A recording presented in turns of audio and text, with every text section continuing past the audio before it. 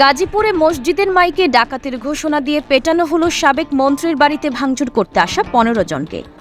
বিস্তারিত দেখুন গাজীপুর প্রতিনিধির পাঠানো প্রতিবেদনে। গাজীপুর মহানগরের সদর থানার ধীরাশ্রম এলাকায় সাবেক মুক্তিযুদ্ধ বিষয়ক মন্ত্রী আকম মোজাম্মেল হকের বাড়ি ভাঙচুর এবং অগ্নিসংযোগের চেষ্টার ঘটনা ঘটেছে বলে জানা গেছে। এই ঘটনায় স্থানীয়রা কমপক্ষে ১৫ জনকে ডাকাত সন্দেহে পিটিয়ে আহত করেছেন বলে জানা যায়। তবে আহতদের নাম এবং পরিচয় জানাতে পারেনি পুলিশ।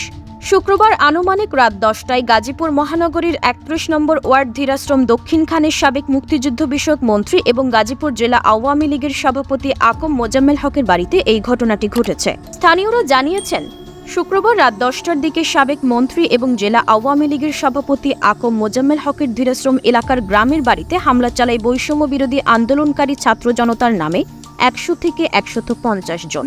তারা ওই বাড়িতে ব্যাপক ভাঙচুর করতে থাকে এবং অগ্নিসংযোগের চেষ্টা চালায়। এই সময় গ্রামে ডাকাত হামলা চালিয়েছে বলে স্থানীয়রা ডাক চিৎকার শুরু করেন। ডাকাতির খবর পার্শ্ববর্তী মসজিদের মাইকে ঘোষণা দেওয়া হলে গ্রামবাসীরা লাঠি সোঁটা নিয়ে বেরিয়ে আসেন এবং সংঘবদ্ধ হয়ে হামলাকারীদের ধাওয়া করেন। ধাওয়া খেয়ে হামলাকারীরা পালিয়ে যাওয়ার সময় ১৬ থেকে ১৭ জনকে আটক করে পিটুনি দেয় গ্রামবাসী। এতে আহত হয় তারা।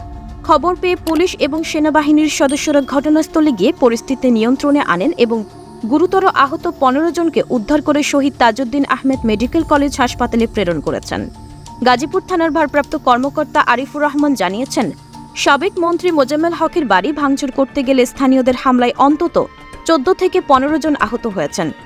খবর পেয়ে পুলিশ এবং সেনাবাহিনীর সদস্যরা ঘটনাস্থলে গিয়ে পরিস্থিতি নিয়ন্ত্রণে এনেছেন। রাত ১টায় পরিস্থিতি স্বাভাবিক হয়েছে। ঘটনাটি তদন্ত করে দেখা হচ্ছে।